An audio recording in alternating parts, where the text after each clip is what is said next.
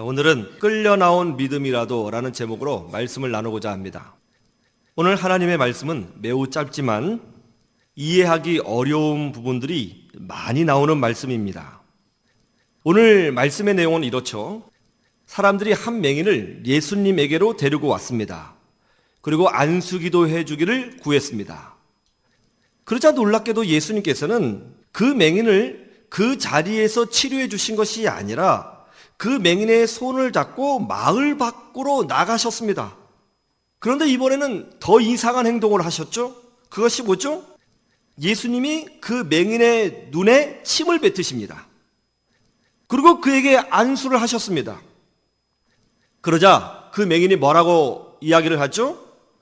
사람들이 조금 보이긴 하는데 마치 나무가 걸어 다니는 것처럼 보인다. 그렇게 얘기를 했어요. 이게 무슨 말이에요? 완전히 치유가 되지 않았다는 거예요. 이 맹인의 시력이 완벽하게 회복이 되지 않았다는 것이죠. 그러자 예수님께서 이번에 또 두 번째 안수기도를 하셨어요. 그러자 그 맹인이 완벽하게 치유가 되었다는 것입니다. 그런 다음에 또 이상한 것이 나옵니다. 이 맹인은 스스로 예수님을 찾아온 것이 아니라 사람들이 데리고 왔습니다. 그런데 예수님께서는 치유를 다 하신 후에 그 맹인에게 마을로 들어가지 말라고 하셨습니다. 왜 그러셨을까요? 오늘 말씀은 이해하기 어려운 부분들이 많이 나오죠. 왜 예수님은 그 사람을 그 현장에서 바로 치료하지 아니하시고 마을 밖으로 데리고 나가셨을까요? 왜 예수님은 그 사람의 눈에 침을 뱉으시면서 치유하셨을까요? 왜 한 번에 치료하지 아니하시고 두 번에 걸쳐 안수기도 하시면서 치료하셨을까요? 왜 마을로 들어가지 말라고 하셨을까요? 어려운 부분들이 많이 나오는 내용입니다. 여러분, 우리도 신앙생활을 하다 보면 이해할 수 없는 하나님의 인도하심을 경험할 때가 있습니다. 그렇지 않습니까?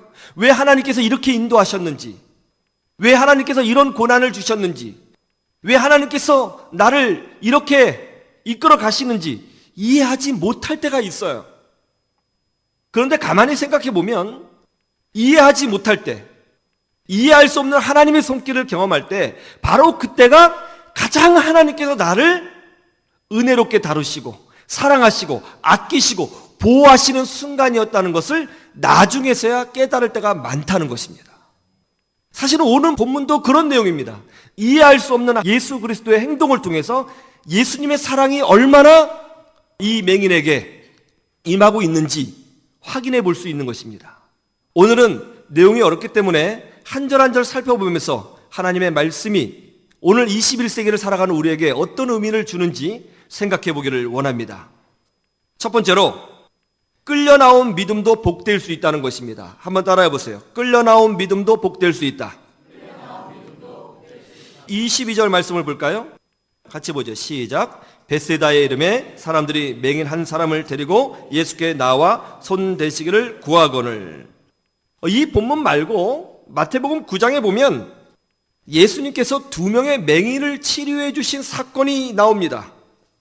이 두 맹인은 소리를 지르면서 예수님을 따라오죠. 다윗의 자손 나사렛 예수여, 우리를 불쌍히 여겨 주옵소서. 그들은 치유를 구하면서 예수님을 따라옵니다. 그런데 어찌된 일인지 예수님은 이 두 맹인의 간절한 요구를 들은 채 만취하시고 자기 길을 가시죠. 이 두 맹인은 끝까지 쫓아오면서 예수님에게 은혜를 구합니다. 예수님이 집에 들어가셨습니다. 그 집까지 쫓아와서 은혜를 구했습니다. 그런데 오늘 마가복음에 나온 이 맹인은 좀 다릅니다. 이 맹인은 자기 발로 예수님을 찾아온 것이 아닙니다. 사람들이 이 맹인을 예수님에게로 데려왔어요. 스스로 온 것이 아니라 누군가의 손에 이끌려 나온 것입니다. 정확하게 말하면 끌려 나온 겁니다. 물론 이 사람이 앞을 보지 못하니까 사람들이 데리고 왔다 이렇게 생각할 수도 있어요. 그런데 말이죠, 오늘 본문을 가만히 보면 독특한 것이 있어요. 그게 뭐죠?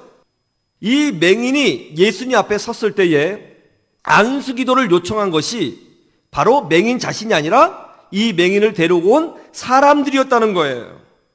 이 맹인은 앞을 보지 못하는 것이지 말을 못하는 건 아니거든요. 자기 입으로 충분히 저를 고쳐주세요 라고 말할 수 있어요. 그런데 이 맹인은 그런 말을 하지 않습니다. 주변 사람들이 말을 해주는 거예요.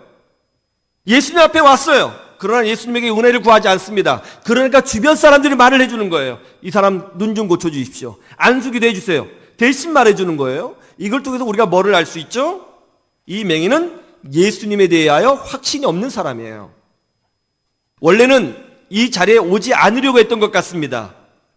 쉽게 말하면 사람들에게 끌려서 나온 거죠. 그런데 어떤 일이 벌어졌어요? 예수님은 그 사람의 손을 잡고 마을 밖으로 데리고 나가서 그 사람을 치유해 주셨다는 것입니다. 이것이 무슨 의미입니까? 끌려 나온 믿음도 복될 수 있다는 거예요. 물론 마태복음 9장에서 나온 두 맹인과 같이 열정적인 믿음, 간절한 믿음, 포기하지 않는 믿음이면 훨씬 더 좋겠죠. 그러나 말이죠, 때로는 끌려 나온 믿음도 복될 수 있다는 것입니다. 우리 중에는 원래는 교회에 오기 싫은데 억지로 아내의 손에 끌려서 교회에 나온 사람도 있을 겁니다. 또 부모님 때문에 억지로 가정의 평화를 위해서 예배를 드리는 사람도 있을 겁니다. 누가 보면 참 의미 없는 신앙처럼 보일 거예요. 그런데 말이죠, 하나님은 그렇게 끌려 나온 사람의 신앙을 통해서라도 은혜를 베풀어 주신다는 것입니다. 여러분, 마가복음 15장 21절 한번 보세요. 마가복음 15장 21절 한번 다 같이 볼까요? 시작. 마침 알렉산더와 루포의 아버지인 구레네 사람 시몬이 시골로부터 와서 지나가는데 그들이 그를 억지로 같이 가게 하여 예수의 십자가를 지우고, 예수님께서 십자가를 지시고 골고다로 올라가셨습니다. 그런데 피를 많이 흘리셨어요. 이 무거운 십자가를 홀로 지고 골고다에 올라가기가 힘드셨던 모양입니다. 쓰러지셨어요. 예수님 일어나지 못하십니다.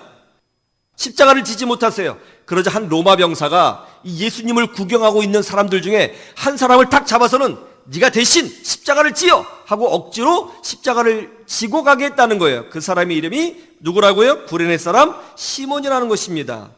이 사람의 자녀는 알렉산더와 루포가 있다는 것입니다. 억지로 끌려간 것이죠. 구경하다가 날벼락을 맞은 거예요. 자기가 지려고 한 게 아니죠. 시골에서 왔다고 했습니다. 시골에서 예루살렘에 온 거예요. 그러다가 이상한 사건을 목격하고 이 사건에 뭔가 구경하다가 느닷없이 십자가를 지게 된 것이죠. 그런데 어떤 일이 벌어졌다고 그래요? 이 사건이 이렇게 이어집니다. 로마서 16장 13절 같이 보죠. 시작. 주 안에서 택하심을 입은 루포와 그의 어머니에게 문하라라. 그의 어머니는 곧 내 어머니이니라. 사도 바울이 자신과 함께 하나님의 일을 감당하고 있는 사람들의 목록을 로마서 16장에서 소개하고 있습니다. 그런데 지금 누구를 소개하고 있어요? 루포와 그의 어머니를 소개하고 있어요. 여러분, 이 루포가 누구예요? 금방 마가복음 15장 21절에서 봤죠? 억지로 십자가를 지고 간 구레네 사람 시몬의 아들이 바로 그 루포입니다. 그러니까 억지로 십자가를 진 사람의 아들인 루포가 초대교회에 영적 리더로 세워지는 역사가 나타나게 되었다는 것입니다. 사도 바울과 함께 하나님의 일을 감당하는 지도자가 되었다는 거예요.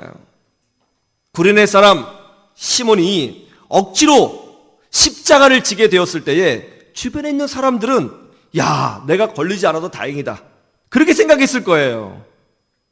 그리고 억지로 끌려 나온 이 사람을 보고 사람들은 야, 저 사람 참 불쌍하다, 저 사람 참 재수없네, 그렇게 생각했을 겁니다. 그런데 어떤 일이 벌어졌어요?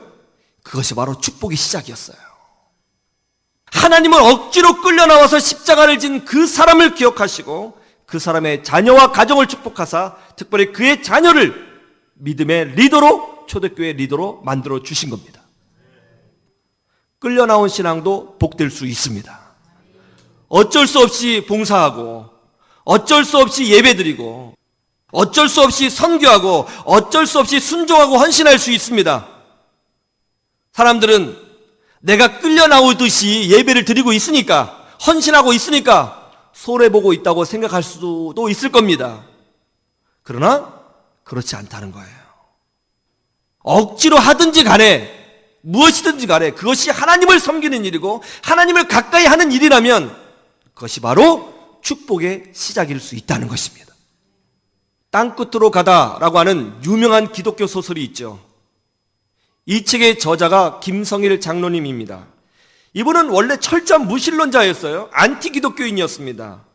공학자였습니다. 서울 공대를 나와가지고 공학으로 돈을 벌기에 모든 에너지를 쏟고 있는 그런 사람이었습니다. 그런데 그런 그가 하나님을 간증하는 소설을 쓰고 한국 최고의 기독교 작가가 되었어요. 어떻게 이런 일이 벌어졌을까요? 그것은 이거예요. 억지로 아내 손에 이끌려 교회에 나오게 된 것이 바로 기적의 시작이었습니다. 그것이 바로 기적의 시작이었어요. 끌려 나온 신앙, 억지로 하는 순종, 끌려 나온 헌신, 여기에도 놀라운 하나님의 은혜와 축복이 있는 줄로 믿습니다. 이 믿음으로 승리하시기를 주님의 이름으로 축원합니다.